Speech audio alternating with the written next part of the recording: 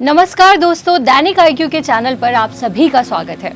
आप सभी को नवरात्रि की ढेरों शुभकामनाएं।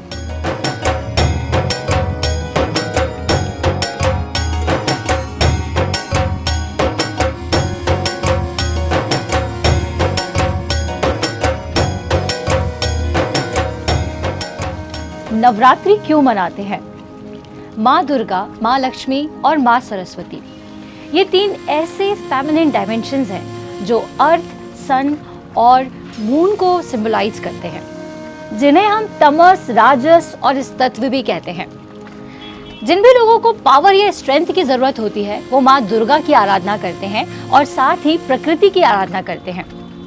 जिन्हें मटेरियलिस्टिक चीजों में इंटरेस्ट होता है या फिर जो बहुत पैसा कमाना चाहते हैं, शोहरत कमाना चाहते हैं, वह माँ लक्ष्मी की और सूर्य की आराधना करते हैं।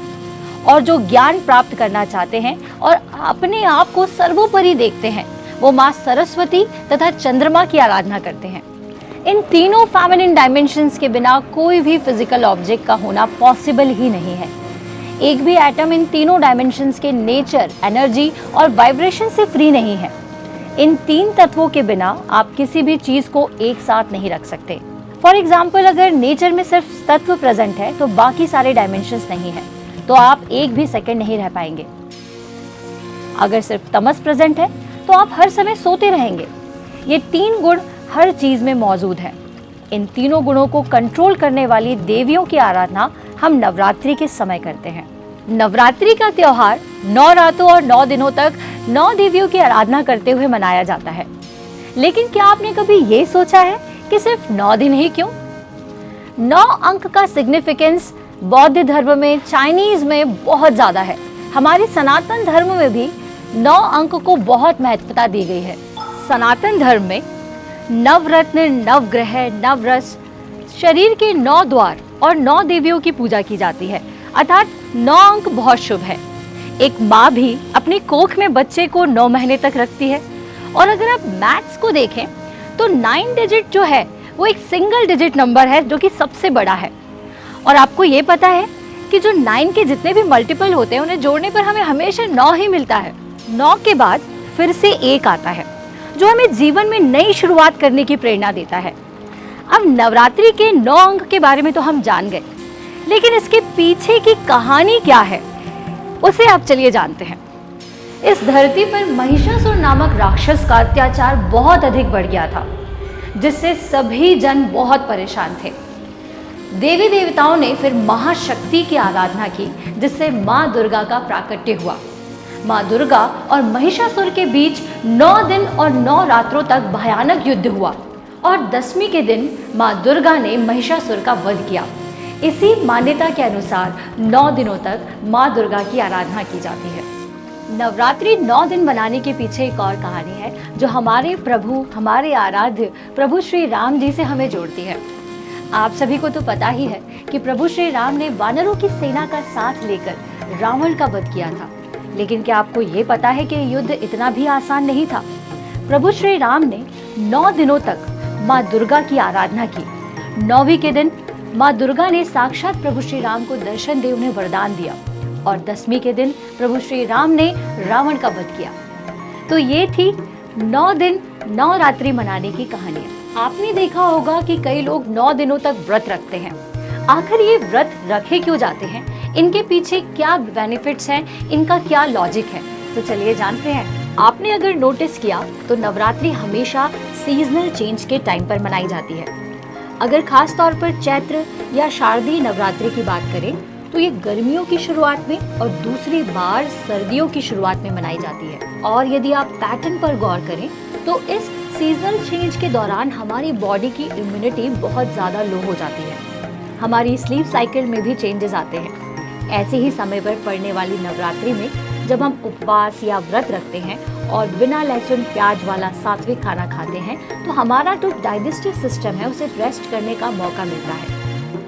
आयुर्वेद के अकॉर्डिंग भी लहसुन, प्याज, मांस और अंडे खाने से आप आसपास की नेगेटिव एनर्जी को अट्रैक्ट करते हैं।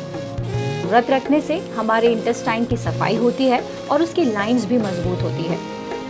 फास्टिंग हमारी बॉडी में इंसुलिन रेजिस्टेंस को कम करके ब्लड शुगर लेवल को इम्प्रूव करती है। तो क्या समझे आप, नवरात्रि में उपवास रखने से माँ दुर्गा तो प्रसन्न होती ही है, साथ ही साथ हमारा शरीर भी डिटॉक्सिफाई हो जाता है और हमें सेल्फ कंट्रोल बढ़ जाता है। क्या आपको ये पता है कि नवरात्रि साल में 4 बार मनाई जाती है? जिस प्रकार 4 ऋतुएं होती हैं, उसी प्रकार हमारे भारत देश में 4 बार नवरात्रि मनाई जाती है। इसके पीछे का क्या कारण है, चलिए बताती हूँ। नवरात्रि को 4 बार मनाने के पीछे नेचुरल रीजंस हैं। जैसा कि आप जानते हैं कि भारत में 3 टाइप के मेजर क्रॉप सीजन्स होते हैं और उनकी कटाई यानी कि हार्वेस्टिंग के समय ही नवरात्रि को मनाया जाता है। पहली, रबी। ये शीत ऋतु यानी कि विंटर सीजन की फसलें हैं, जिनमें गेहूं, जौ, चना, सरसों, मटर जैसे क्रॉप्स को अक्टूबर और नवंबर के मंथ में बोया जाता है और अप्रैल से मई के मंथ्स में कटाई की जाती है और इसी समय हम मनाते हैं चैत्र की नवरात्रि। दूसरी, खरीफ, जिनमें कॉटन, मूंगफली, ज्वार, मक्का, चावल जैसी क्रॉप्स को जून और जुलाई के मंथ में बोया जाता है और अक्टूबर और नवंबर के मंथ में इसकी कटाई की जाती है और इसी समय हम मनाते हैं शारदीय नवरात्रि। तीसरी, जायद, जिनमें मार्च और अप्रैल में तरबूज, खीरा, ककड़ी, खरबूज जैसी क्रॉप्स को बोया जाता है और इनकी कटाई जून में होती है। तब हम मनाते हैं आषाढ़ नवरात्रि। अब कुछ ऐसी हरी सब्जियां जैसे पालक, गाजर, मटर हैं तो रबी की फसलें, लेकिन इन्हें सितंबर से अक्टूबर में बोया जाता है और जनवरी के आसपास काटा जाता है और इसी समय हम मनाते हैं माघी नवरात्रि। देखा आपने, हमारे त्योहार सिर्फ देवी देवताओं को प्रसन्न करने के लिए नहीं मनाए जाते, बल्कि इस नेचर के लिए ग्रेटफुल होना भी हमें सिखाते हैं। हमें सिखाते हैं कि प्रकृति का कितना इम्पोर्टेंस है और इस तरह हम माँ दुर्गा और प्रकृति की आराधना करके जीवन को सफल बनाते हैं। नवरात्रि में कई सारे व्यंजन भी बनते हैं और अगर खाने में थोड़ा बहुत नमक कम हो जाए तो खाने का मजा पूरी तरह से किरकिरा हो जाता है। नवरात्रि के समय बनने वाले व्यंजनों में हम समुद्री नमक का इस्तेमाल नहीं करते हैं क्योंकि ये समुद्र से पाया जाता है, बल्कि हम सेंधा नमक का उपयोग करते हैं। आखिर ये सेंधा नमक व्रत उपवास में क्यों यूज किया जाता है, इसके पीछे का क्या कारण है, तो चलिए अब ये भी जान लेते हैं। वैसे तो व्रत में किसी भी टाइप के नमक को खाने के लिए मना किया जाता है, पर जनरली लोग सफेद रेगुलर नमक के बजाय सेंधा नमक यूज करते हैं। सफेद नमक आर्टिफिशियल तरीकों से बनता है और कंटामिनेटेड होता है। कंपैरेटिवली सेंधा नमक नेचुरल है। इसमें पोटेशियम, जिंक, आयरन, कैल्शियम जैसे लगभग 84 मिनरल्स हैं।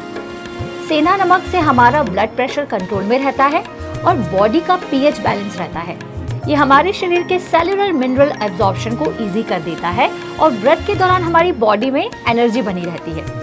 इसीलिए सेंधा नमक हमें इलेक्ट्रोलाइट्स प्रोवाइड करता है। इसके साथ ही सेंधा नमक बॉडी की इम्यूनिटी और मेटाबॉलिज्म दोनों को स्ट्रॉन्ग बनाता है। तो देखा आपने, हमारे हिंदू सनातन धर्म के सभी फेस्टिवल के साइंटिफिक रीजंस हैं जो कि हमें प्रकृति से, हमारी अर्थ से जोड़ते हैं। तो आप सभी को नवरात्रि की हार्दिक शुभकामनाएं। माँ दुर्गा आप सभी को प्रसन्न रखे और आपकी सभी मनोकामनाएं पूर्ण करें।